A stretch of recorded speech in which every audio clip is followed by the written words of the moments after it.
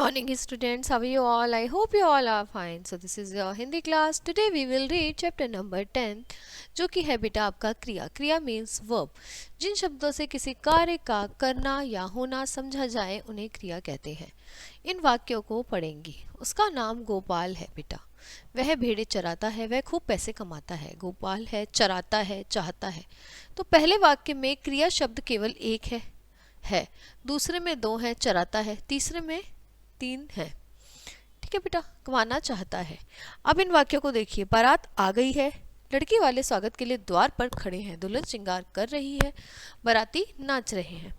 इन वाक्यों में पहले दो वाक्यों में क्रिया हो रही है, आ गई है, ठीक है, और द्वार पर खड़े हैं, तथा तीसरे और चौथे वाक्य में क्रियाएं की जा रही हैं, दुल्हन श्रृंगार कर रही है और बाराती नाच रहे हैं. किसी कार्य के होने या करने का बोध कराने वाले शब्द बेटा क्या कहलाते हैं? क्रिया.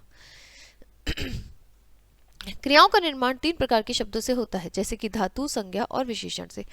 धातु क्या होती है बेटा? क्रिया का मूल रूप धातु कहलाता है, जैसे बोल, पढ़, लिख, सो. मूल धातु में ना प्रत्यय जोड़ने पे क्रिया का सामान्य रूप बनता है, जैसे लिखना, बोलना, पढ़ना, सोना आदि.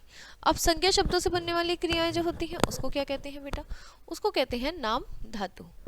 संज्ञा शब्दों से बनने वाली क्रियाएं जो होती हैं वो नाम धातु कहलाती हैं. जैसे संज्ञा में जैसे बात का बनेगा बेटा बतियाना, नाम धातु. झूठ का झुठलाना, हाथ का हथियाना. फिल्म का फिल्माना और शर्म का शर्माना, लात का लतियाना. विशेषण शब्दों से भी नाम धातु क्रियाएं बनती हैं, जैसे भिन भिन भिन भिनाना, टिमटिम टिमटिमाना, साठ सठियाना, गरम गरमाना, मोटा मुटियाना, धोरा धौराना. क्रिया के भेद. वाक्य में कर्म की स्थिति के आधार पर क्रिया के बेटा दो प्रमुख भेद हैं.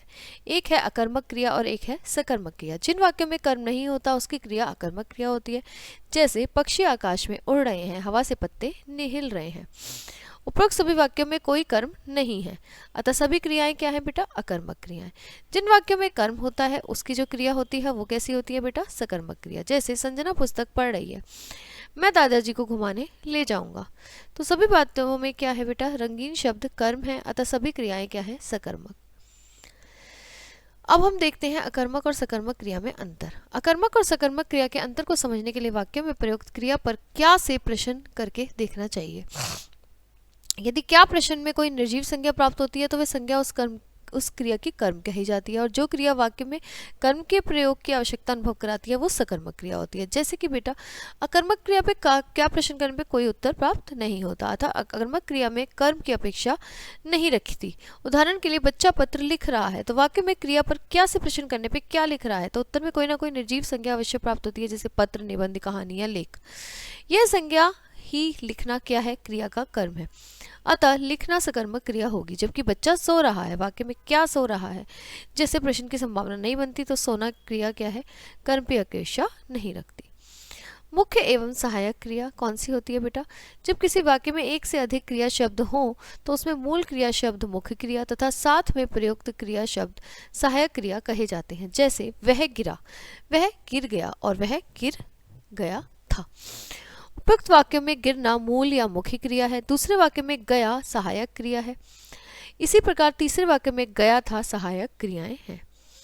कुछ और उदाहरण देखेंगे, जैसे कि बारिश थम गई, वह खा चुका, उसे उठा दो, वह घर से चल पड़ा. पूर्वकालिक क्रिया तथा समापिका क्रिया. जब किसी वाक्य में दो क्रियाएं हों उसमें से एक पहले और दूसरी बाद में हो तब पहले वाली को पूर्वकालिक और जो वाक्य के अंत में हो उसे समापिका कहते हैं. जैसे वह थककर बैठ गया, वह खाकर सो गया. तो इन वाक्यों में थककर, खाकर जो है वो पूर्वकालिक क्रियाएं हैं, ठीक है.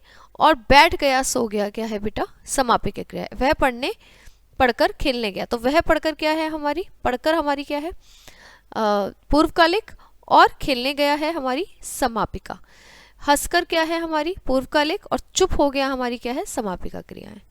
अब बेटा क्रिया में विकार होता है. लिंग एवं वचन के अनुसार क्रिया रूपों में विकार या परिवर्तन आता है. जैसे कि पुरुष कार चला रहा है, महिला पानी भर रही है. वचन से परिवर्तन कैसे करेंगे? एक वचन में बच्चा खेल रहा है और बहुवचन में क्या हो जाएगा बेटा? वो बच्चे खेल रहे हैं. पहले हमने लिंग से परिवर्तन देखा कि पुरुष कार चला रहा है, महिला पानी भर रही है, तो लिंग से परिवर्तन हो गया. फिर वचन से परिवर्तन में क्या हुआ, बच्चा खेल रहा है, बच्चे खेल रहे हैं। जिन शब्दों से किसी कार्य का करना या होना समझा जाए बेटा उसे क्रिया कहते हैं। क्रिया का निर्माण 3 प्रकार से होता है, धातुओं से, संज्ञाओं से और विशेषणों से। कर्म के आधार पर क्रिया 2 है, अकर्मक और सकर्मक क्रिया। जब किसी वाक्य में 2 क्रियाएं हों, उनमें से पहले और दूसरी बाद में हो, तब पहले वाली जो होती है वो पूर्वकालिक और जो वाक्य के अंत में हो उसे समापिका क्रिया कहते हैं। तो ये पढ़ा बेटा हमने हमारे क्रिया चैप्टर, जिसे इंग्लिश में बोलते हैं आप लोग वर्ब। ठीक है, तो ये चैप्टर आपका यहीं पे फिनिश होता है। अब आपको मिलते हैं नेक्स्ट क्लास में, तब तक के लिए bye bye, have a nice day class, bye.